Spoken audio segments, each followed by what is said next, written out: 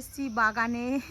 আমাদের এটা কাঁঠাল বাগান, কাঁঠাল আছে সব গাছে। ভাবছি একটা এঁচড় খাবো। এই কাঁঠালটা ছোট আছে, কিন্তু পারবো কী করে, মা একজনকে ডাকতে গেল। আর দেখো কাঁঠাল পুরো গাছে। এইটা আম বাগান, ওই ভেতরেও আম বাগান আছে। একটু যাবো আম বাগানের ভেতরে, দেখি লেবু গাছ আছে। তো সকাল সকালই চলে এসেছি হাঁটতে হাঁটতে বাগানে, অনেকটা দূর, তাও হেঁটে এসেছি। বাগান দেখছো, পুরো বাগান, এদিকে চারিদিকটা ঘুরিয়ে দেখিয়ে দিলাম।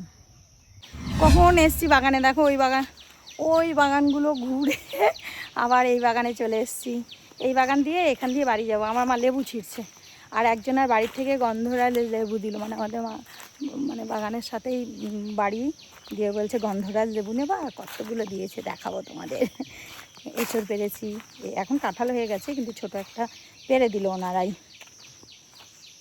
দেখো আমার মা, দেখো লেবু ছেড়ে, এই যে ও প্রচুর লেবু, ছোটোগুলি ছিল না, বড় বড়। ও ধূপ ধাপ করে শুধু আম পড়ে মা,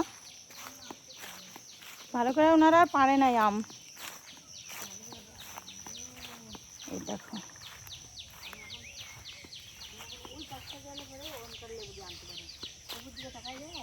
কত লেবু, হ্যাঁ লেবু হয়েছে, লেবুগুলো তুলি।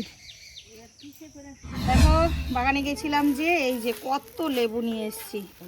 এত লেবু তো খাওয়ার নেই, তো বিক্রি করতে হবে। এখানে আছে 4 প্যাকেট, 200খানা লেবু আছে।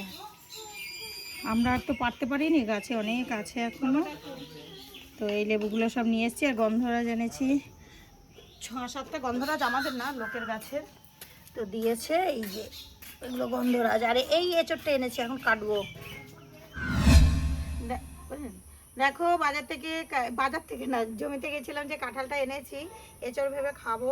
তো ভেবেছিলাম ভেতরে কেমন হবে, এখন তো কাঁঠাল পেকে যাওয়ার সিজন, কিন্তু দেখো কত সুন্দর হয়েছে। নিয়ে কাছে দেখা, এই দেখো, মানে একদম এঁচড়ের মতোই কাঁঠালটা এখনো আছে। এই দেখো কাটছি,